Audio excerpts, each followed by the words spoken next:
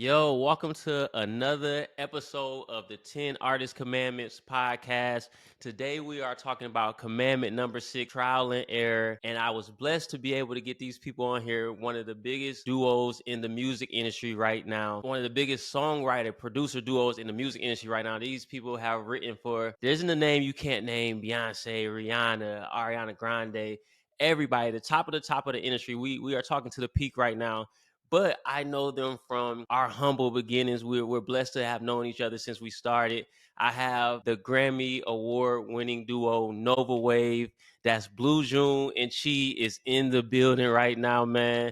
What's up, y'all? What's up, man? Welcome to the show. What's up? What's up? Thank you so much for having us. What's Man, happening? for sure. This is a family reunion, man. I met you all when, I was like itching and scratching to get in the game. You guys were itching and scratching to get in the game. And we came together, and I saw the incredible talent from the beginning. But my wildest imagination, I couldn't have known you guys.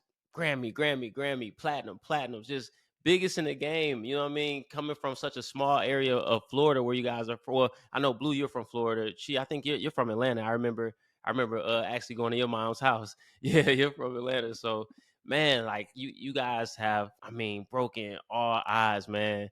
So I'm just proud and amazed at to see what you guys have accomplished. Yeah, man. Likewise. Thank you. We appreciate it. We learned a lot from you. Man. Hey man, listen, I need to come learn from y'all right now. I need to come learn from you all. So we're here to talk about the 10 Arts Commandments. You guys were able to contribute to this book in a major way. And so we were talking about commandment number 6, trial and error. And Blue, you actually got to speak on this. If you could you read that excerpt from the book? Yeah, so it reads, do you ever look at your favorite artists and think, man, they have it all figured out? Well, I can tell you right now that they don't. Just the journey of making art in and of itself is the utmost example of trial and error. It may be hard to believe that a song that you didn't love or may not even considered for release, only luck or God would have it that it ends up on that album and becomes a single. It turns out millions of people love it and it wasn't even supposed to be released. Imagine that. And when it became a hit, everyone, artists and executives alike, shook their heads and bathed in the glory. It never came up again why someone doubted it in the first place. That is no longer relevant. What is relevant, the only thing that matters is the fact that it was a hit. It only happens the other way. The song that you believed in with all of your might was released in a single and performed poorly. Remember, the very act of creating is always trial and error. A piece of art's success is always subject to many intangibles, such as current events, timing, shifting societal attitudes, etc. As Grammy Award winning songwriter Blue June of the hitmaking Nova Wav expresses, you can have it to the wrong artist. Wow. I can only imagine, how many songs you guys have produced and wrote that may have never seen the light of day versus how many hits you have. Like I'm pretty sure if you wrote 100 songs on a page, you guys top 100 are all, chart toppers, right? So let me ask you all this. In this day and age where you all have reached the top of the game, do you still consider your production and your writing, the songs that you make, do you still consider them trial and error, or do you feel like you kind of know the mark at this point? Oh, that's a good question. I think it fluctuates. I feel like at times you feel like you know the mark, and then at times it kind of still feels like trial and error. You know, always just try to consider ourselves students. So we never want to never want to quite think we haven't figured out because there's things still that we want to attain. Certain artists we haven't written for, certain things we want to do that are taking time. So that almost feels like, well, damn, it's still trial and error. You know, because sometimes you can't make it happen at a snap of a finger. So I don't know. I think it just varies, man. It varies from art. Yeah, I would say there are some things that we've collected over the years that we know work. Yeah, that's true. We know we do this, we change the pre-hook, we do this, we change the melody, start with this. We know the things that can almost guarantee a hit, but like she said, there's still that little bit of creativity and spark that you just need to turn for each and every artist. Yeah, yeah. Right. And I would ask and assume like the reason that is because of trial and error. Like you tried and you're like, oh, this works. You know what I mean? So you Mhm. you figured out with enough trial, you figured out, okay, I know what works now. You know what I mean? You guys are so unique. You're a female duo in the music industry. You know what I mean? And I don't know. It seems like just there's the perception that females don't do great things in the music industry, but I would say that most successful writers are probably female. I would guess that there are more successful female writers than males, to be honest. But with that being said, like, what kind of struggles did you guys have to overcome with being females in the industry? First and foremost, not having them getting the respect that we know we deserve as producers.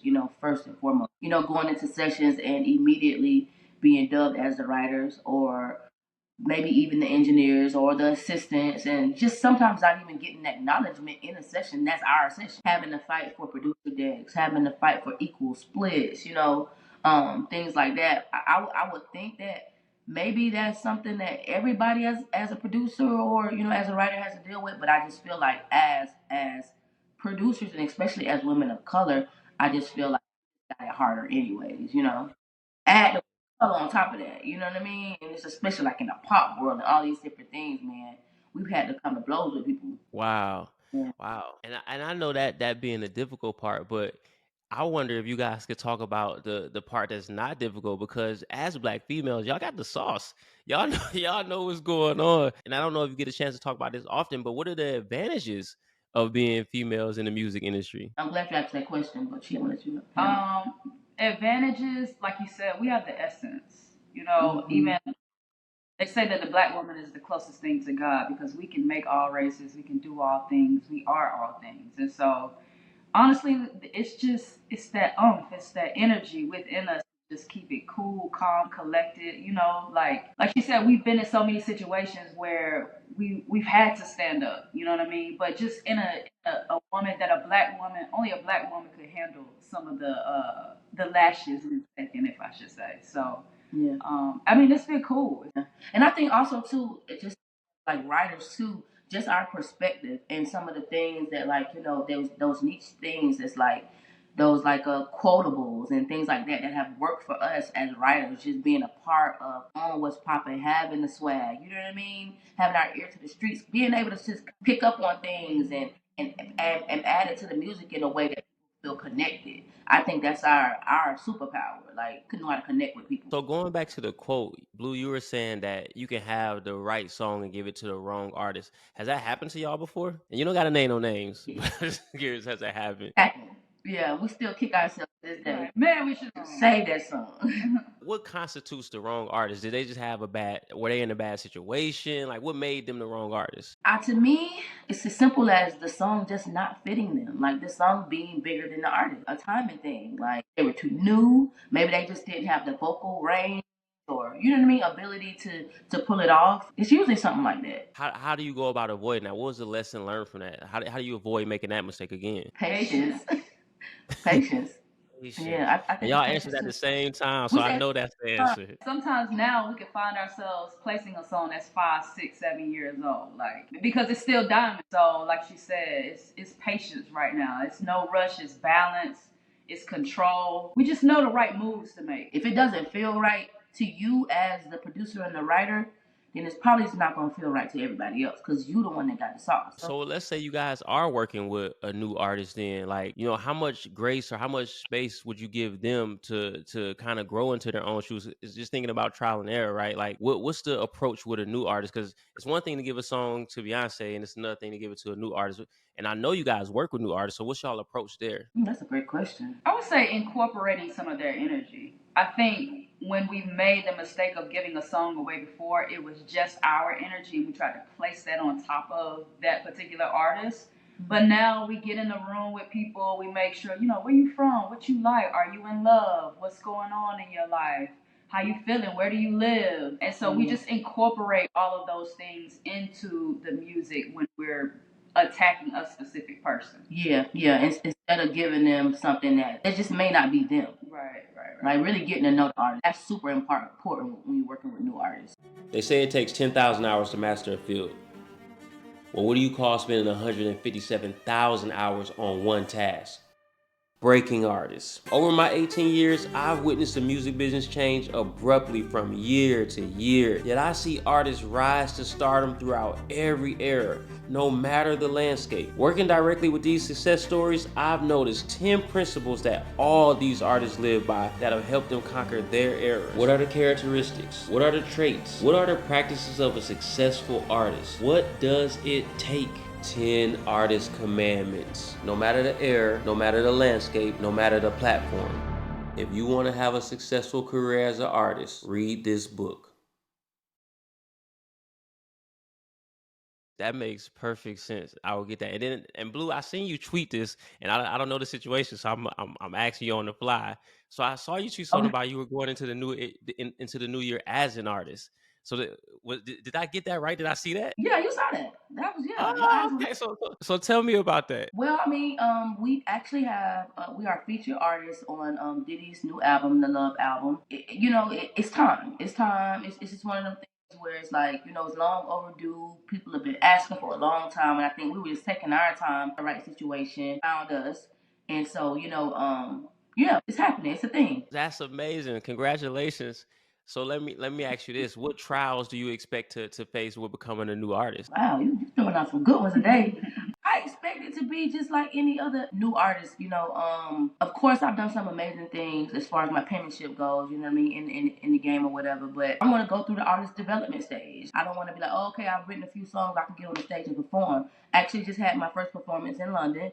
We just had our first performance. That's a flex. Whoa. My first performance in London. That's crazy. You know what I'm saying? And I really like I gotta make sure I go to a vocal coach and I learn how about stage presence and I learn about breathing and all those different things. And I think even just as far as having to probably at some point work with other songwriters, that's probably gonna be difficult for me. So I just expect do everything, I don't want to miss a step. I want to go because I want to be one of the greatest. Nothing I do, I'm not subpar. I don't go halfway. You know what I mean? I expect to go to every woe that a new artist goes through. But hopefully, the wisdom that can help me speed up the process a little bit. But So I was working with Priscilla, which is of course Money Long, right? One of the things that she went through was writing music that was relatable to her audience and finding her audience because she's the type of person that can write a big hip hop record or can write a country record.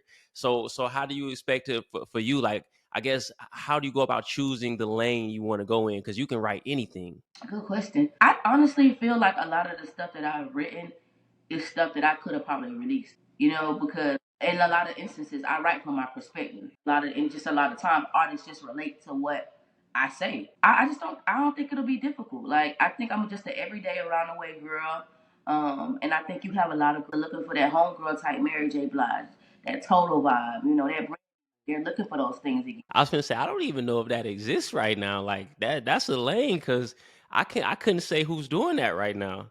Wide open. Yep. Yeah, that's fire. So Chi, let me ask you, right? How do you go about, I would deem you as the executive producer of this, right? You know what I mean? If Blue's gonna be the one singing the songs, I'm pretty sure you're gonna be the one, and I'm assuming, but I'm pretty sure you're gonna be the one executive producing, making sure you're the Diddy of this situation right now, right?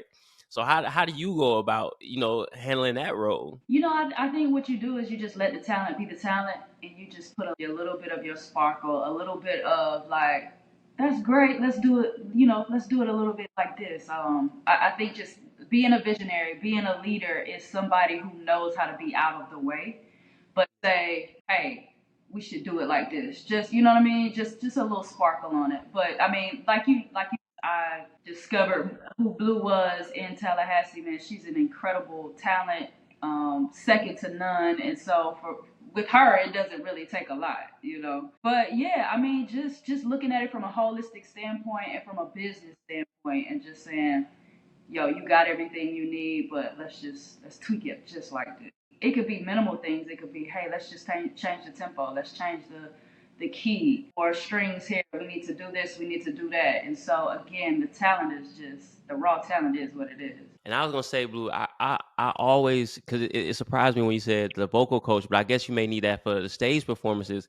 But because your voice was it always cut through. You know what I mean? It's such a unique voice, right?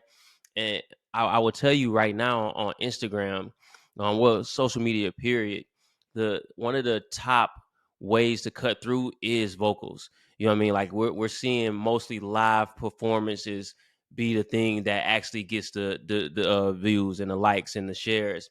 And so what I mean by that is, even though you may have the actual song and you can just overlay the song over the content, that's really not what's working. What's working is when they're catching those live vocals in the content. Your voice magic. And so I think if you put those live vocals out there with your content, it's going to go up so much faster, because that's literally what's working right now. You got the voice for it. You definitely got the voice for it. So just, a tidbit for me, like, use the Yeah, vocals, like flex the vocals. And I'm not saying you got to over sing, just sing. So I ain't saying you got to go out there and Aretha Franklin people. I'm just saying let your vocals shine through. Let your vocals be like the main thing that they hear. For sure. Thank you. love I that. appreciate that. That's great advice. I'll make sure I. I'm sure everybody's watching this is probably going to be new songwriters, new producers. So if you guys can take it back to, I don't know, even maybe when you first moved to LA, right? Like, what was that like for y'all? And when we first moved to LA, to me, I don't know if I can speak for Chief, but it felt like a small fish in a big pond, man. It was just like, yo, like, what do we, like, we know why we're here, but it kind of felt like, what are we doing here at times? Just trying to find the right network of people to work with, just trying to find people to like believe in the vision. And, we fought for that. At some point, we just stopped and we just started believing in ourselves and said, if you prepare it, they will come. Yeah, man. It's just at some point, it's like we came out here and we would spend stints out here. We would come out here. We only had enough money to come out here for like 3 months at a time. We would go back to Atlanta again. But we realized when we came here, that's where our grace was, and we could actually take meetings and things would happen for us. And so we finally one day just decided, let's just move. Like, let's just stop, like, and commit to it, right? And so I feel like once we committed, God was like, okay, here we go. I'm gonna give you favor. We moved here, and within like a couple of weeks of being here, we ended up doing a session for like with Hit Boy and Beyonce, and she was actually like in the session, and What? that turned into, yeah, it literally turned into being like in the studio for like how many, like 2 weeks. 2 weeks. We got our own little room. Like, this was supposed to be one day, and then that turned into getting to when we in 16 when we finally committed to moving here. Yeah, in 16 we ended up getting a Kalani single. It became a snowball effect after that. But we just prepared our own table, man. We just literally came here and said we gonna figure it out. So if I'm a new act, right? And I mean a new writer, because most of the time I would tell people, like, in today's age, it really doesn't matter where you live. But I think the songwriting and producing business is so much more about the network than anything else. The talent obviously has to matter. You have to produce, right? You have to make hit records. But the network is so important that as a songwriter and producer, it probably does matter where you live, even in today's age. What do you think about that? I don't know. I'm a little like on both ends because I just feel like with just like social media, I feel like it's just so easy to just kind of catch somebody, like you said, like, so just by vocals or just by inboxing somebody. You can catch somebody so quickly. Like, you can go online and record your demos like live or whatever, you know what I mean? Whatever you want to do, play your music or whatever. And I feel like it's just easy to catch people. Like, I feel like when we were, you had to be in Atlanta, you had to be in LA, you had to be in Miami, New York, one of those places. Like, now, honestly, man, you could be anywhere. Like, you could be anywhere. You just take those songwriters and meeting the right producer, jumping in Boy Wonder's inbox or anybody, and then boom, here you go, sign. I just feel like it's way easier. So how would you tell, and Chi, I'll ask you this, so how would you tell a producer or a songwriter to prepare now? Like, because I think, Blue, you said this earlier, like, if I forget the exact quote, but basically you were talking about preparation. How would you tell them to prepare right now if there's a brand new songwriter watching this or a brand new producer watching this? 10 solids, whether it's songs, complete songs, 10 solid beats. You need 10 actual tangible products that you can give to somebody to say, hey, this is consistent, this is my sound, this is where I am. I feel like that's pretty much all you need. You got that in the tug, again, like she said, you're just networking and finding people. And crazy, like, even how we all met, right? So I was interning at Grand Hustle. I met her online. She did some records with Stroud. That was my homeboy interning. He went and played those records for you. You went for Boo. Boo signed. That's how we ended up with the Rihanna single.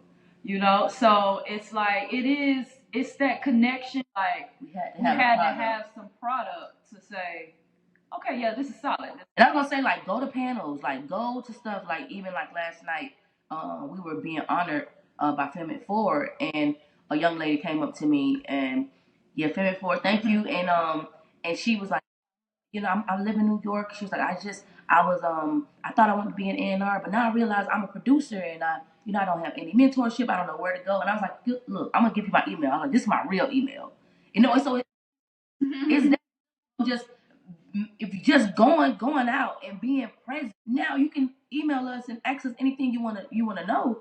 You know what I mean? So I just think that people can't skip those small steps. What I was gonna say was you really made me think like if a producer or a songwriter has those 10 solid products that they can share, man, because of social media, you can make a list of 100 A&Rs and DM all 100, and even if 3 out of those 100 hit you back, now you have 3 connections. You know what I mean? Yes. And you can do that in one day, not even a day. You can do that in 2 hours.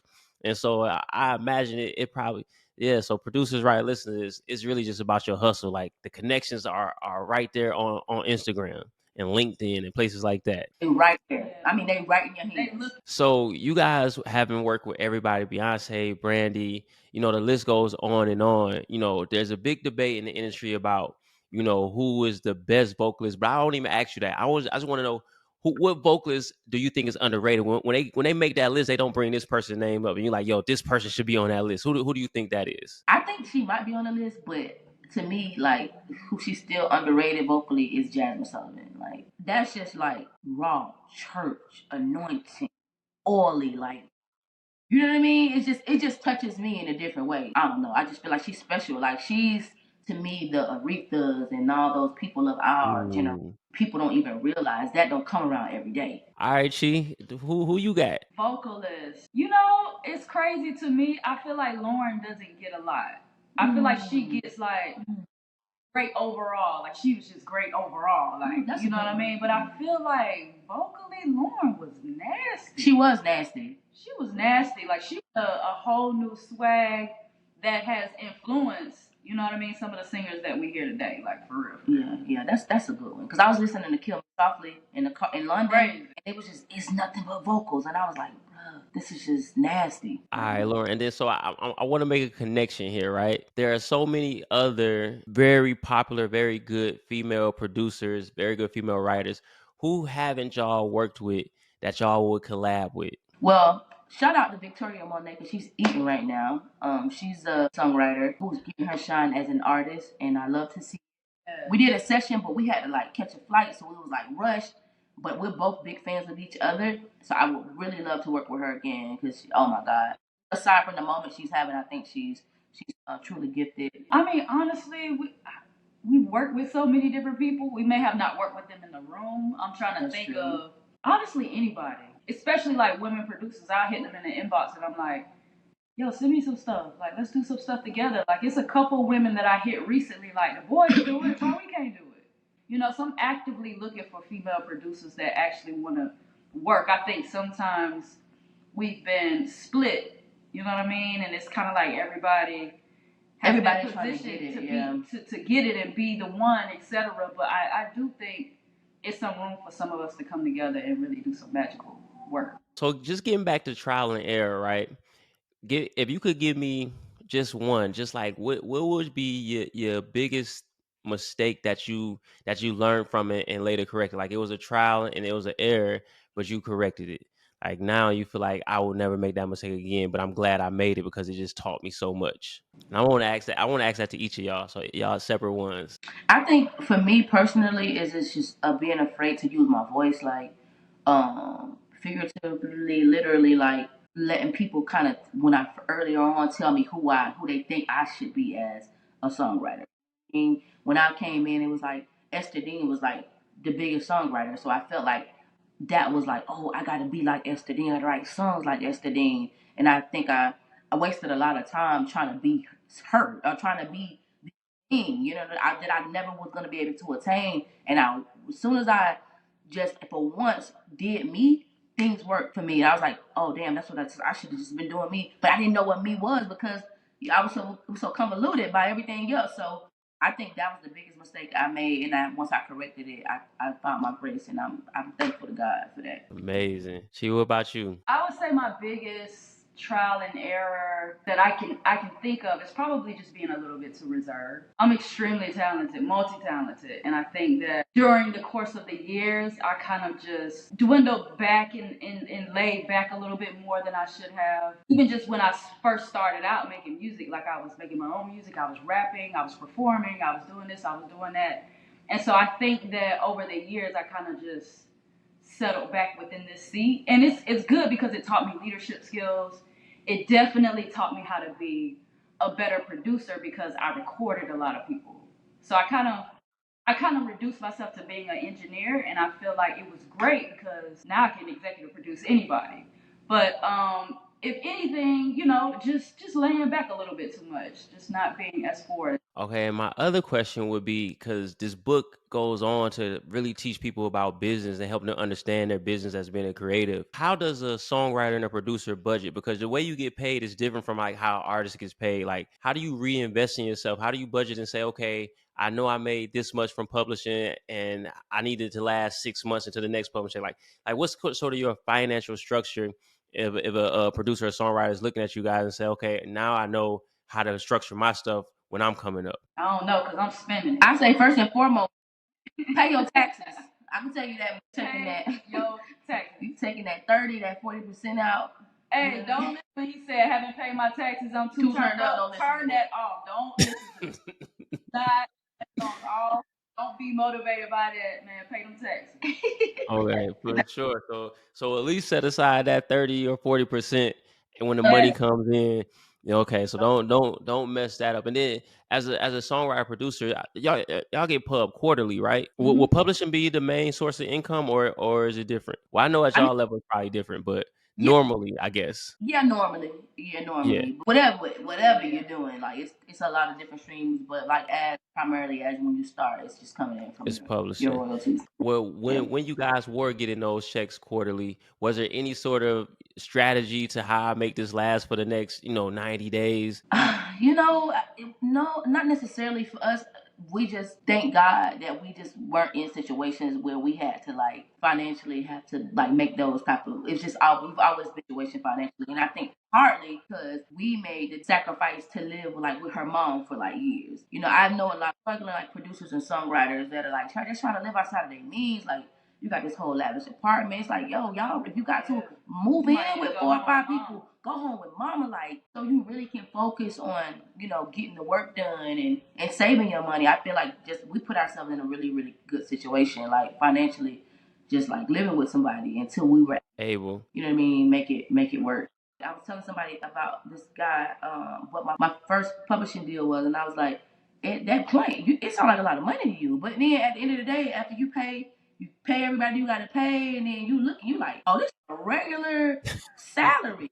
Really making $7.25 when I really. Yeah, when you break it down. My last question to you guys, and I appreciate y'all time tremendously. The book is obviously for people to begin to self-educate themselves. That's the biggest problem in music, is just that lack of education. How important has self-education been in you guys' journey? It's so important. Yeah. So important. My life has changed from knowledge. Knowledge is gold right now. And so important to make sure that you're educated so you're not swindled, you're not misinformed, you're totally aware of your life. Your life is actually your career. It's like your life. You gotta have a relationship with life. And so when you take in the knowledge, that's how you have a true relationship with life. And so please look up as much information as possible and ask people. Like, even I reached out to you not too long ago. I was like, yo, like, I know you have the knowledge on this. I've seen what you're doing. Can you just give me a little help? You know what I mean? And so people around you, get the knowledge. I think that one of the things that has helped us in this industry is just having knowledge of self, introspective work, and learning just how to treat people. It's not a lot of times that I think that it was our talent that got us in the room, but I think it was just the grace that got us in the room. It was like our heart started to work inward. You could see it outward. Yeah. I think people try to skip the small steps, and you can't skip the small things. You know what I mean? It's how you make people feel can go a long way. Yeah, and to add on to that, we go in the studio, when we're working for an artist, we pray for them. Mm-hmm. We look up information about them. Like, our hearts are really to be of service. And so she's right. That's why some of the times we've just been blessed to be in these situations because of how we feel and about humanity in general. The thing that has come up a lot in these interviews that I've been doing for this book is just being of service. Everybody I talk to, they all bring up being of service. You know what I mean? Like that's how they were able to get to where they're at. Is just being of service. So I'm so happy that you pointed that out as well. Yeah, even in the Bible, in the New Testament, it talks about the highest name in the kingdom is servant. Got a T-shirt that says servant on it. It's coming out with the heirs in Christ. Make sure we get you one. For sure, please send Quick me little one. plug. And then quickly, how can people find you, or how can they find Blue June? How can they find Chi? I'm sorry, how can they find Nova Wave? Across all media, social media platforms is Nova Wave, NOVAWAV. Us individually, I am BLU_JUNE. And I am CHI_CONEY. Well, thank you, Nova Wave. Thank you, Blue. Thank you, Chi. I really appreciate y'all. Everybody, thank you for tuning into the 10 Artist Commandment podcast. I know y'all just learned a lot. Tune in to the next one next week, man. I'll see y'all soon.